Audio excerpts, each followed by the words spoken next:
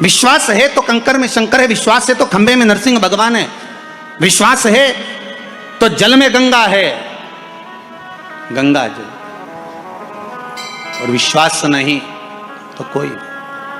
मानो तो मैं गंगा माहूं, ना मानो तो बहता पानी। अब ये तो आपके ऊपर है, आप चाहें तो बहुत दूर जाकर भगवान को ढूंढना चाहोगे, और नहीं तो आपके ही पास में, आपके ही घर में, आपके ही करीब में, आपके ही हृदय में शिव तत्व बैठा है, शंकर विराजमान।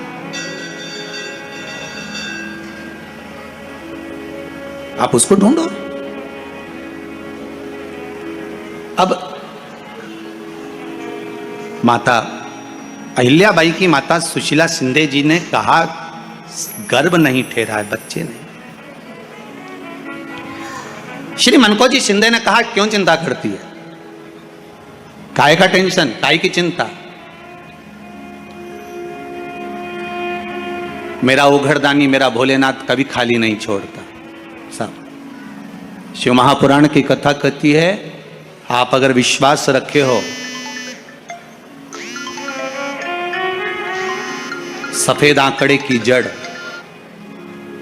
जिस नारी का संतान नहीं हो, गर्भ नहीं ठहरा हो, सफेद आंकड़े की जड़, जिस देव अधिदेव महादेव की कथा जिस तुम्बरुका जी ने श्रवण कराई है, शंकर भगवान जिनके सामने बैठकर शिव पुराण की कथा सुन रहे हैं, उन तुम्बरुका जी का नाम लेकर शिवलिंग पे से 21 बार घुमाकर मंदिर में ही कमर पर 7वें दिन रजस्वला धर्म के जो बांध लेता है, और एक पीपल का पत्ता अवधूतेश्वर महादेव का नाम लेकर शंकर पर चढ़ाकर उसको गाय के दूध में उकाल कर रात्रि को दोनों पति पत्नी अगर पीकर सोते हैं, 3 महीने में भगवान भोलेनाथ उसकी गोद भर देते हैं। ये शिव तत्व,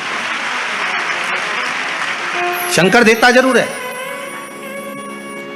माता अंजना के यहां स्वयं शिव महापुराण की कथा कहती है, स्वयं शास्त्र वर्णन करता है, माता अंजना माता के गर्भ से संतान नहीं हुई। 42 वर्ष की माता अंजना हो गई थी, और 42 वर्ष की होने के बाद भी माता अंजना के गर्भ से संतान नहीं थी। जब संतान नहीं हुई तब बार बार निवेदन करा महाराज केसरी से, तब नहीं संतान हुई तब अपने पिता से जाकर निवेदन करा, पिताजी गौतम बाबा से निवेदन करती है माता अंजना कि मेरे गर्भ से संतान नहीं, मुझे औलाद नहीं, क्या करूं। तब गौतम बाबा ने कहा, एक पार्थिव शिवलिंग का निर्माण करो, मिट्टी का शिवलिंग बनाओ, उसकी पूजन करो। और माता अंजना उस मिट्टी के शिवलिंग के पूजन में ऐसी लीन हो गई, ऐसी लीन हो गई कि मिट्टी का शिवलिंग का निर्माण करती, पूजन करती। एक बार देवाधिदेव महादेव ने कह दिया, जाओ पार्वती जरा जाकर पूछो कि अंजना को चाहिए क्या,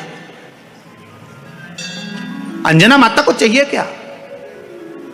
अच्छा, सारे देवताओं को सबसे ज्यादा टेंशन देवाधिदेव महादेव से रहता है, क्योंकि ये बिना सोचे बिना समझे किसको क्या दिया है कोई भरोसा ही नहीं होता।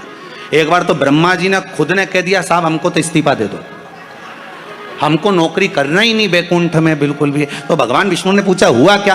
बस प्रभु, राजा श्वेत की अंतिम समय, प्राण छूटने का दिन, उसको यमराज लेने के लिए गए, और देवाधिदेव महादेव वहां खड़े हो गए और क्या कहे, लेके मत चले जाना, उसकी अंतिम सांस, और क्या कहे, लेके मत जाना। और मेरा बेटा जब लाने लगा तो उसके प्राणों को हर लिया, यमराज ही मर गया।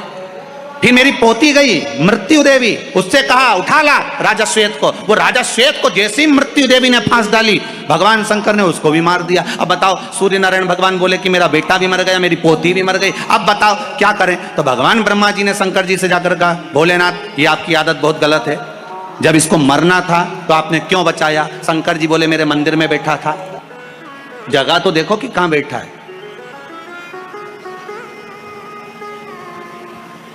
ब्रह्मा जी ने भगवान विष्णु से कहा, हमको ये काम नहीं करना, आप तो हमारा इस्तीफा स्वीकार करो। भगवान विष्णु ने शंकर जी से कहा, भोलेनाथ जी अब इनके बेटे को, सूर्य नारायण के पुत्र को और पोती को जीवित करो। शंकर भगवान करे, एक शर्त पर जीवित करूंगा, जहां मेरा भजन हो रहा हो, जहां मेरी कथा हो रही हो, अगर कोई महामृत्युंजय मंत्र का जाप कर रहा हो, श्री शिवाय नमस्तुभ्यम जप रहा हो, शंकर का पंचाक्षर मंत्र नमः शिवाय जप रहा हो, शंकर जी कहते हैं उस समय पर मृत्यु उसको ना घेरे।